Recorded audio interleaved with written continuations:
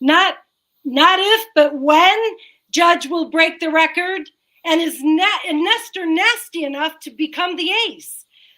Join us today, Lynn. Cue the music.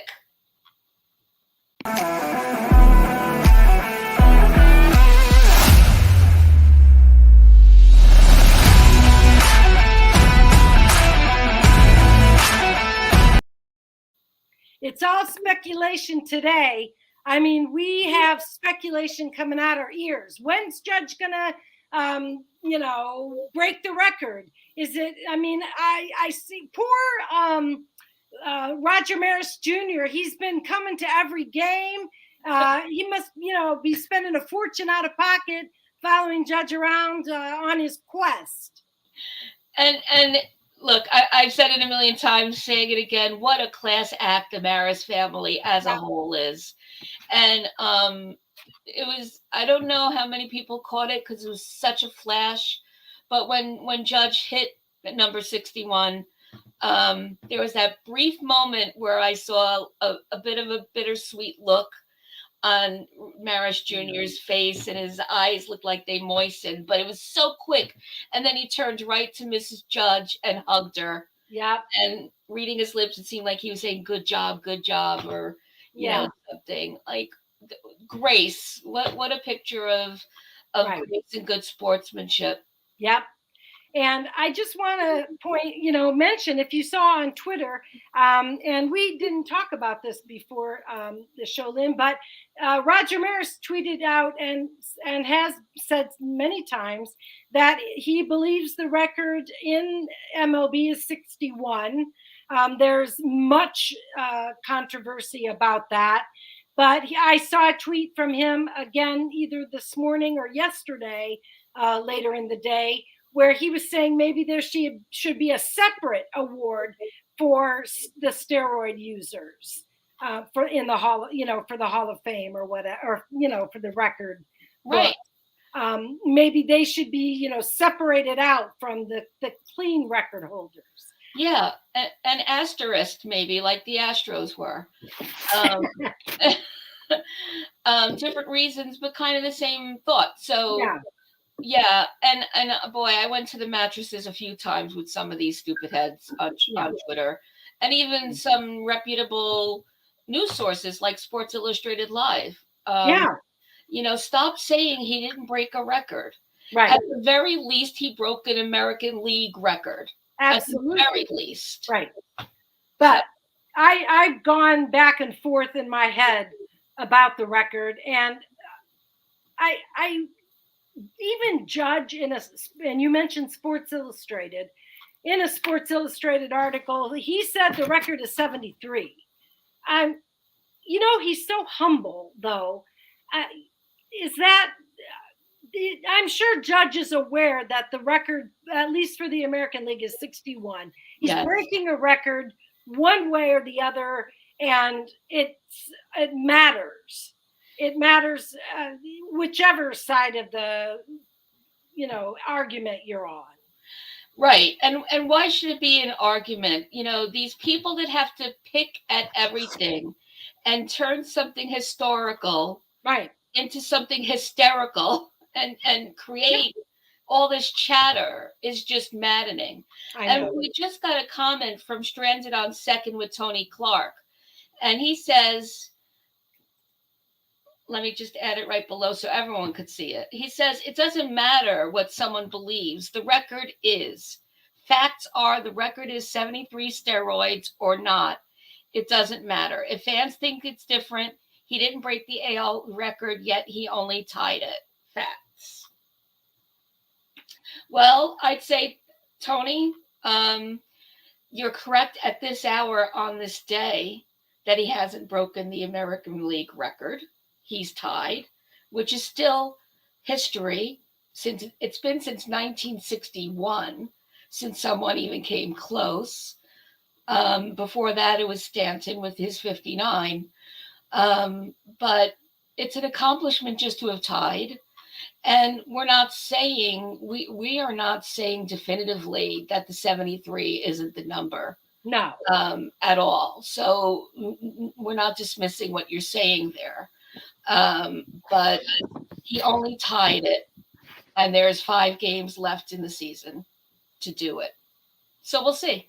We'll see. And I mean, I kind of cut my baseball teeth on Barry Bonds in Pittsburgh, and I was a lifelong fan of Bonds, despite the fact that he's so problematic. I mean, Right. he was kind of hard to root for because he was so he had such a difficult relationship with the media. He never came off well. He made a lot. I mean, he was obviously responsible for his own problems, and yet 73. I agree. Facts are facts. Yep. 70. If it's good enough for Judge, it's good enough for me. But I'll be interested once Judge is the. And I don't say, like I said, it isn't if, it's when Judge is the American League record holder. How important that becomes to him in his career. Right. And also, when it comes time for a Hall of Fame consideration, etc., this is big. It's big, and Hal has to pay the man. It's not even a demand; it's a must. Yeah. And Tony goes on to say that he thinks that Judge is the hands down MVP. And Tony, as you know, it's still Shohei Ohtani. That debate lives on. But I'll add hands down MVP and very possible Triple Crown. Absolutely. And I mean, if Judge does not obtain the Triple Crown, it seems like it's going to be due to the quality of pitches that he's been seeing. Like yesterday, he had 4 appearances. He had 3 pitches in the zone. His opportunities for big hits have been few. They're pitching. I mean, nobody's giving him a meatball to propel him into the record books, right, and them into infamy. But do you think that it was just the pitching and not purposeful? I didn't see any intentional walk given away. No. I see Judge being very particular about what he's going to take a swing at. Yeah. And it's odd for me to say that given how many times he struck out yesterday. Yeah.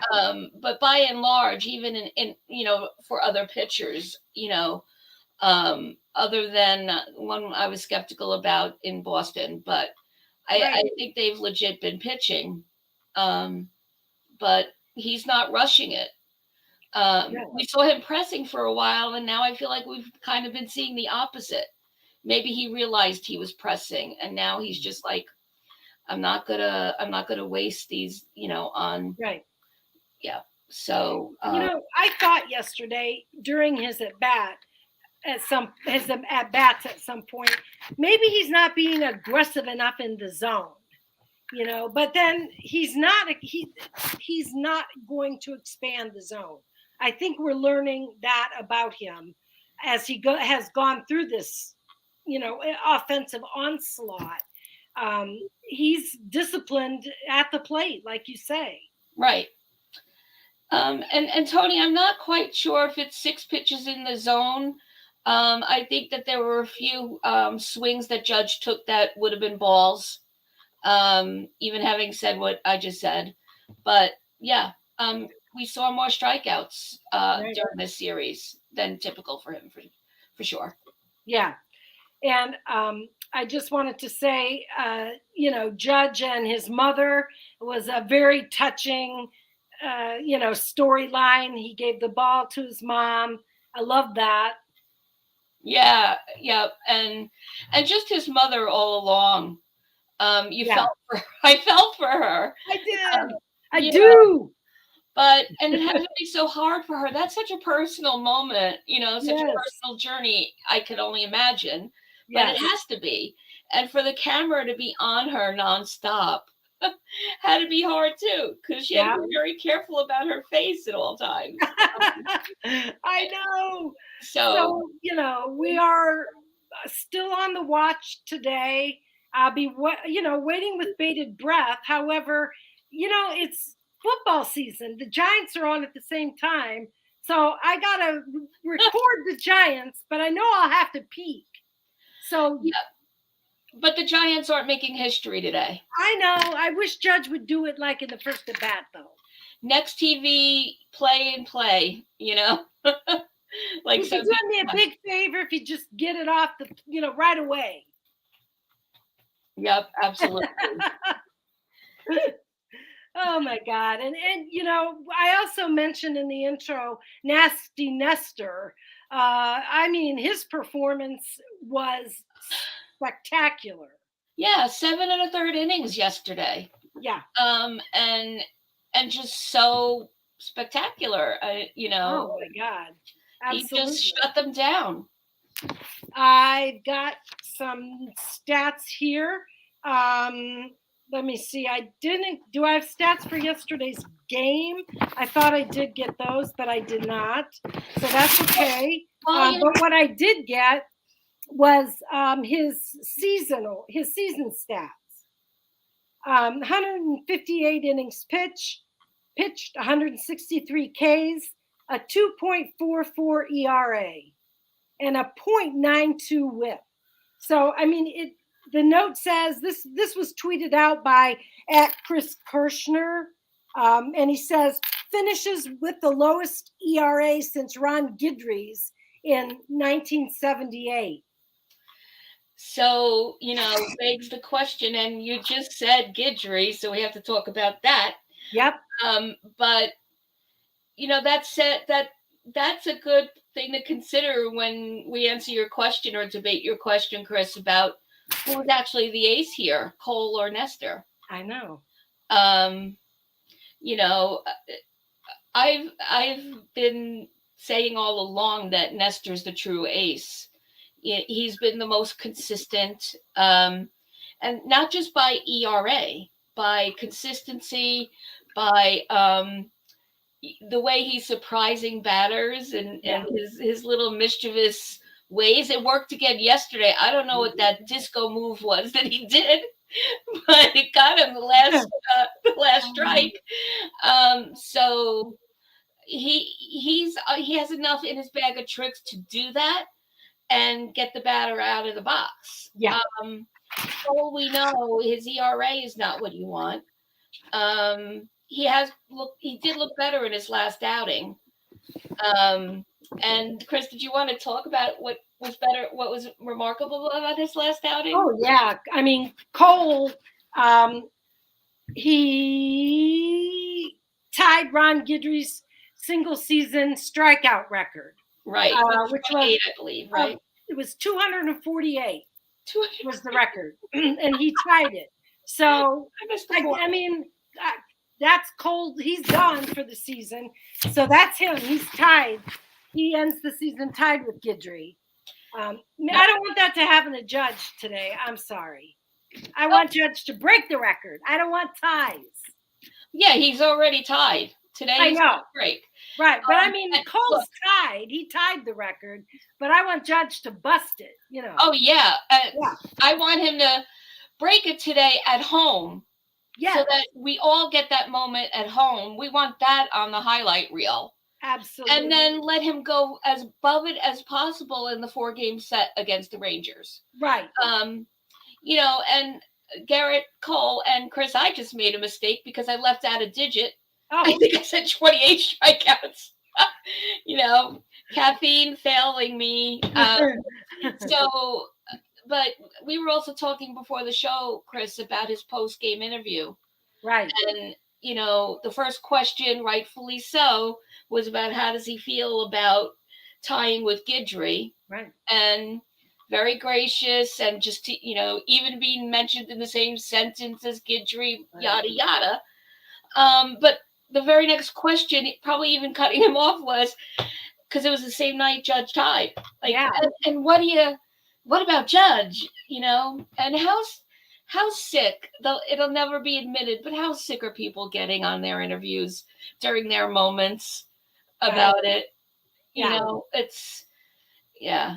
But they're doing it because that's the press is doing it because they have to. It's, it's right. with selling papers and clicks online. Yeah, they don't want to miss any angles. Tony's asking, Chris, do you think that all this home run distraction could affect the Yankees going into the playoffs? I don't, because I think that the people who all like yesterday, we were seeing home runs from Rizzo, Higashioka. It, I think that the Yankees hit home runs. That's Right. one of the things that this team does. Thank God. Stanton. Did I make a mistake and just give someone credit for a home run they didn't get? No. Oh, okay. It And was Stanton Stanton was Higgy. yeah. No, Yeah. Hickey did. And so, and that's a Yankee who doesn't hit home runs. Right. Do I think will be a distraction? No. What about you? I don't think it's going to be a distraction. Once they're in the playoffs, they're in the playoffs. No matter what happens or doesn't happen the next, 5 games. Right. And so I don't think it'll be a distraction, and I don't think it'll weigh on them. It should, Judge not break the record. Oh, absolutely. And I think what's going to be really helpful is the fact that they have the bye. Yeah. And so they're going to have that advantage of, home field's advantage, first of all. But before it even, the ALCS even starts, is, they get to really do sim games and do the drills and, get their mechanics improved and some fundamentals that have been missing, particularly in the horn. Right. Speaking of fundamentals, that just makes me think about about personnel, and it makes me think about the postseason roster, and it's like people are percolating on the bubble, I think. And do you have any thoughts going into the roster gets cut down, right, from 28 to 26? Right. Do you have any thoughts on maybe who is on, who's in, who's out? So I think that Gonzalez will be out. I think that Hicks is likely to be in. I don't want to say it. I don't like saying it, but it's always been the mystery of the season. Is why when you have other options. Right. There's a little bit of talk about Carpenter coming back, right? Which would then give us a bit more certainty about sending guys down, like even Hicks. So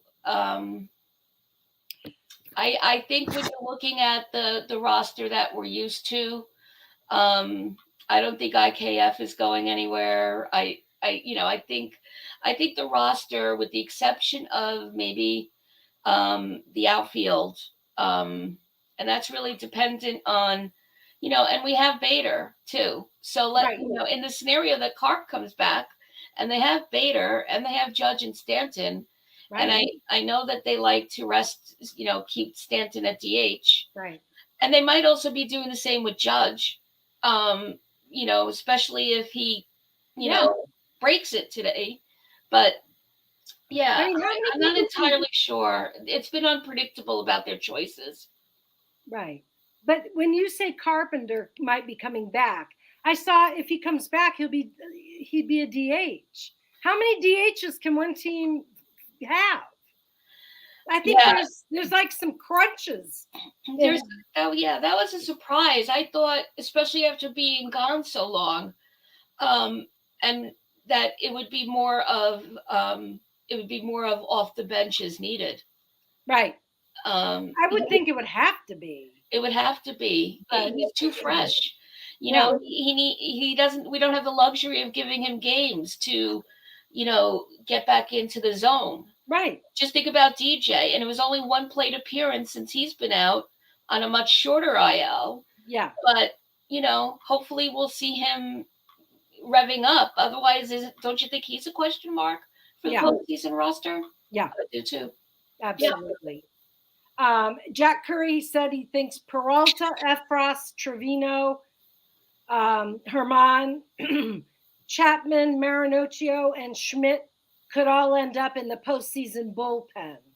Well, we know already that Britain will not be because now he's on the IL. His comeback was not successful. That was kind of heartbreaking.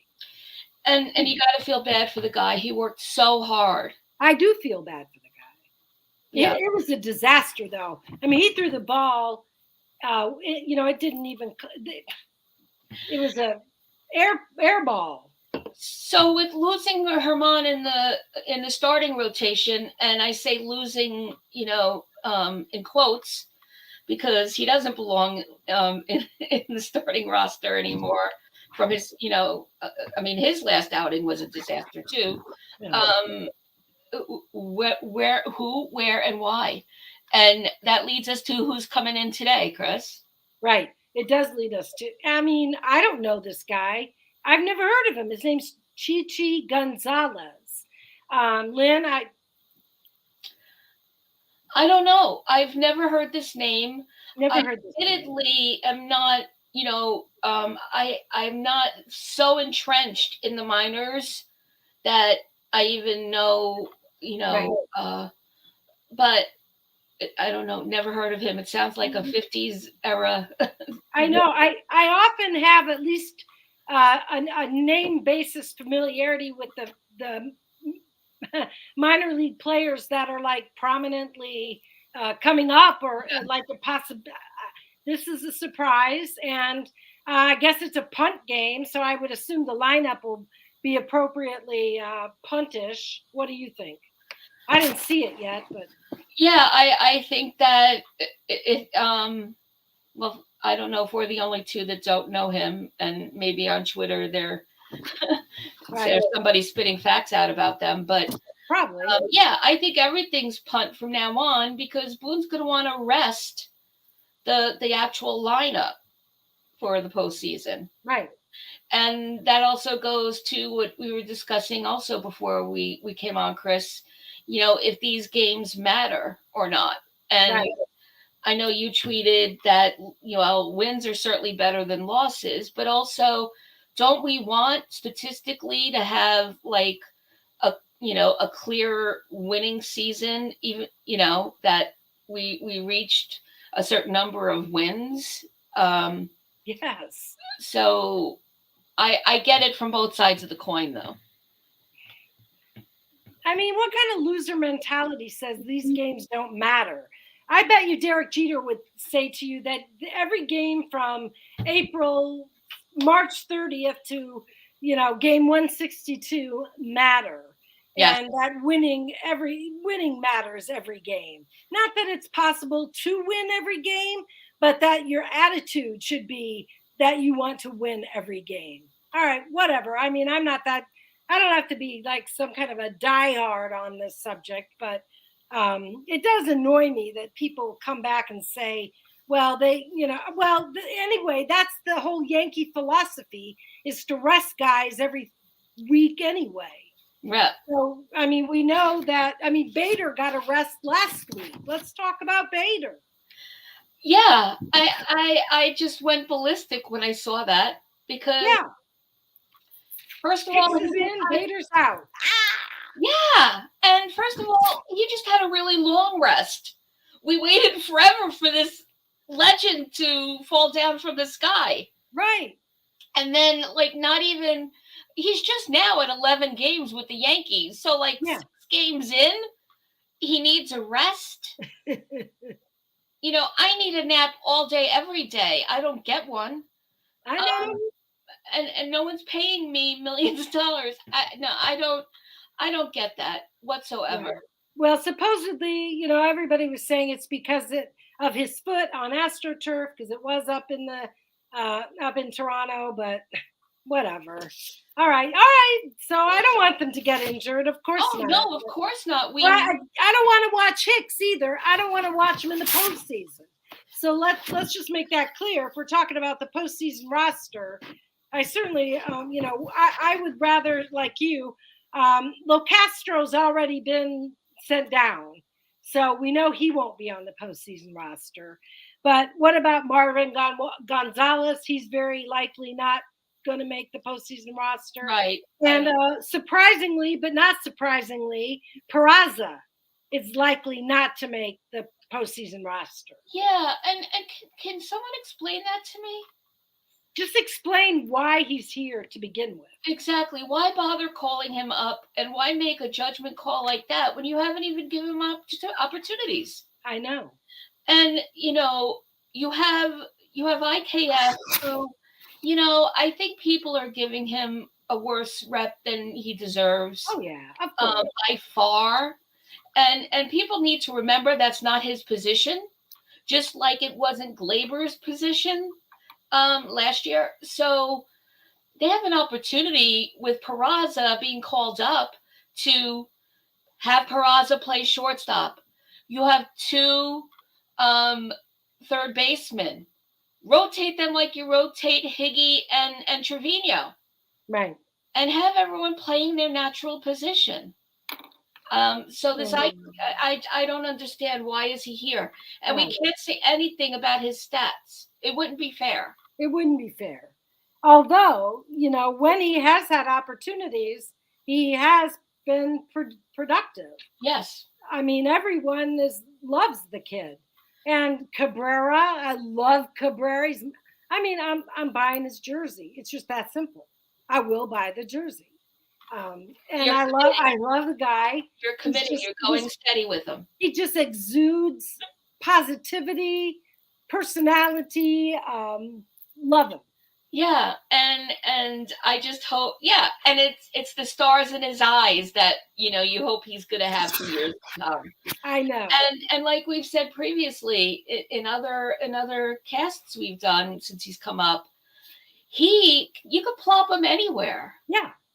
And he, you could plop him in the upper deck with us, and he'll catch whatever comes up there, and throw the guy out wherever they are. I mean, he's been shuffled around, and just morphs right into what needs to be.